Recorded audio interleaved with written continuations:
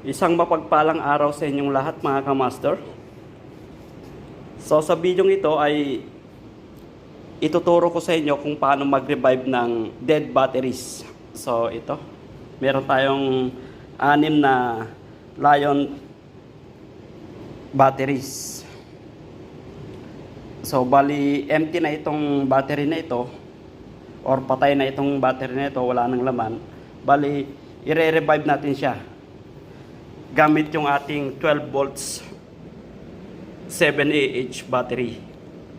So i-test muna natin yung ating battery. So gamit yung ating digital multimeter, ay set natin sa DC range, DC voltage, yung ating digital multimeter.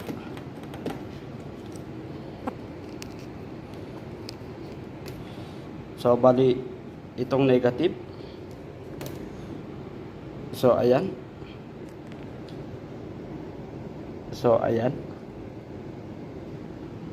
So may nasusukat lang tayong 0.486 volts DC. So subukan natin ito. So ang gagawin natin ay gagamit tayo ng alligator clip. So i-set up lang muna natin. Bali itong negative ay negative din dito sa ating Lion battery. So itong positive, bali ito yung pang-spark natin. So ito siya, yung kulay gray. So ito. So ganito lang mga kamaster. So nakikita nyo, nag-i-spark siya.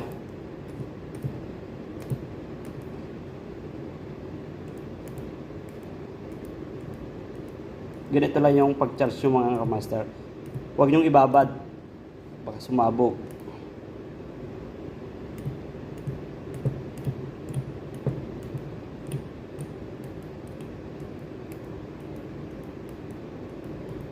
So sukatin natin kung ilan na yung kanyang voltage.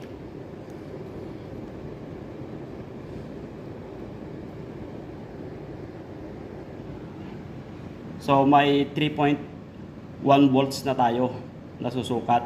So okay na yan, magcha-charge na tong battery na ito. So subukan pa natin sa isang battery. So subukan naman natin itong isang battery na ito. So bali yung positive nakakonect sa ating positive, bali itong negative, ito yung pang spark natin. So ayan.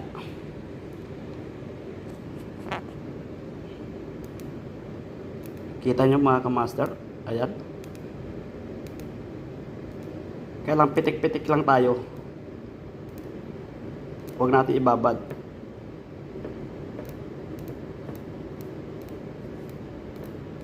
So check na natin yung kanyang voltage. So check na natin yung kanyang voltage.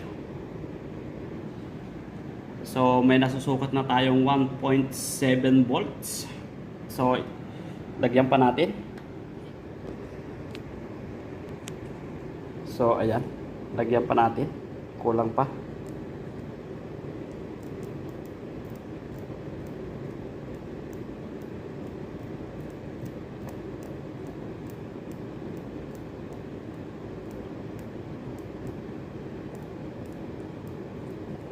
So ayan.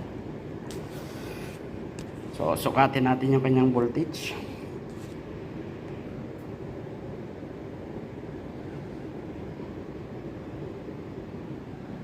So meron na tayong nakukuhang 2.9. So dagdagan pa natin ng konti para swabe yung kanyang pag-charge. So dagdagan pa natin ng konti. Pause muna natin. So bali ayan, may nakukuha na tayong 3.1 volts. So pwede na mag-charge siya mga kamaster. So ganun lang kadali mga kamaster ang revive ng dead battery. So pwede sa lithium or itong Lion battery. So yun lang mga kamaster, and have a good day.